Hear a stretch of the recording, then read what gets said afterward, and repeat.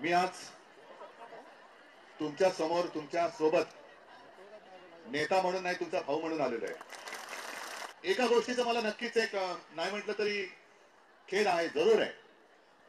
कारण मधल्या काळामध्ये मी मुख्यमंत्री होतो.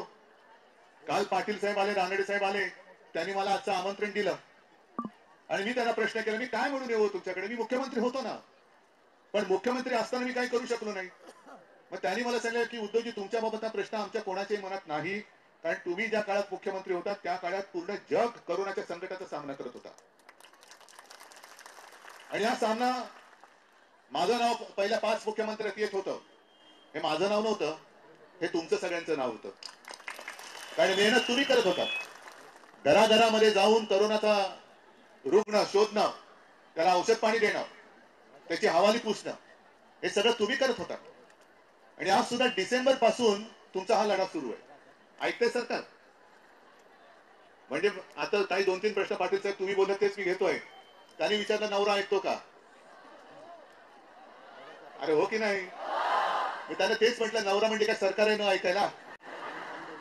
मग नवरा ऐकतो तर सरकार का नाही ऐकत? कारण आपण अजूनही एक थोडीशी करुणा, दयाबुद्धी तुमच्या मनामध्ये आहे.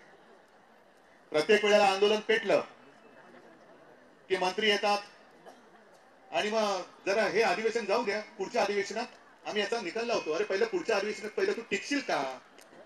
तुझं सरकार राहील का? टिकण्यासाठी ती सगळी नेते मंडळी आली आणि त्यांनी मला आमंत्रण दिलं. मी गेलो तिकडे आणि तिथे जे मी बोललो तेच तुम्हाला सांगतोय की जर आपलं वर्षातही तुम्ही माझ्या मंत्रिमंडळातल्या सहकारी होत्या, आणखीन काही सहकारी इकडे असतील, काय झालं की कोरोनाचं संकट टळलं आणि जरा कुठे कामाला सुरुवात करतो तेवढ्यात माझ्या ऑपरेशनचं खटलं निघालं. त्यातनं जरा कुठे उभा राहतो ना राहतोय तेवढ्या खाली गद्दारी करून आपलं सरकारच पाडलं. पण सरकार पाडलं नसतं तर तुम्हाला आज आंदोलनासाठी इकडे यावं लागलं नसतं. हा माझा तुम्हाला दिलेला शब्द आहे. अजूनही तुमची ताकद जी आहे ना, तुमची सेवा, ही ज्यांना कळत नाही ते कृतज्ञ लोक आहेत.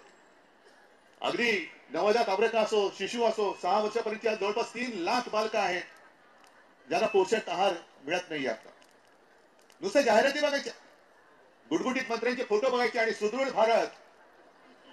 गुटगुटीत मंत्री म्हणजे भारत सुदृढ नाही, महाराष्ट्र सुदृढ नाही, आरोग्यमंत्री सुदृढ असतील खेकडे खाऊन. पण खरा जो भारत आहे त्याला सुदृढ करण्याचं काम तुम्ही करता. कुपोषित बालकं असतील आणि काही ठिकाणी खरोखर कुपोषित माता सुद्धा आहेत. मला माहिती आहे कुपोषित माता सुद्धा आहेत, कुपोषित महिला आहेत.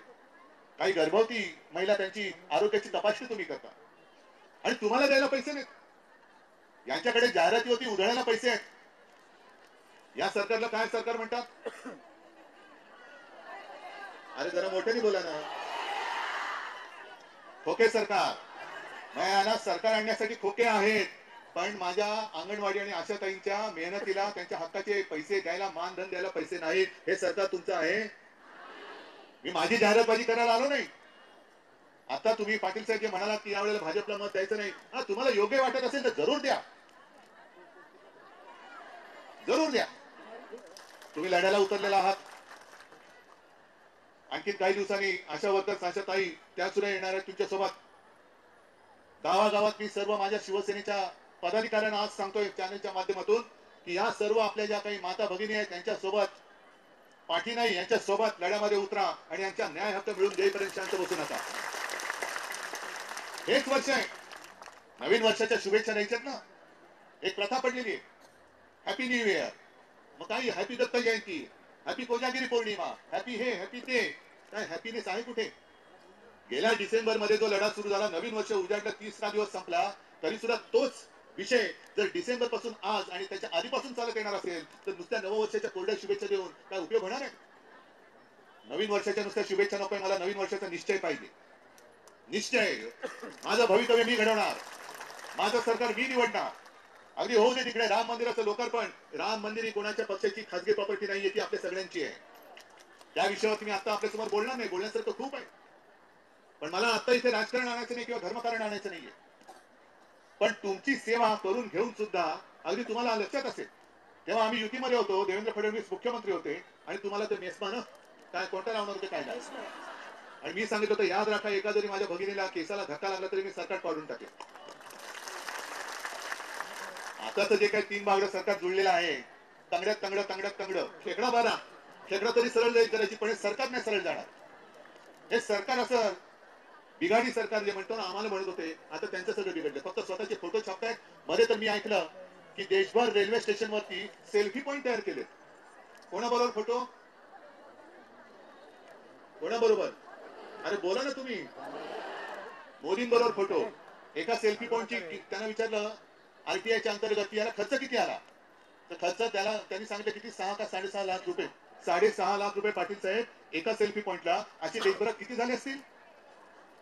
आणि सेल्फी काढून काय मिळणार तुम्हाला?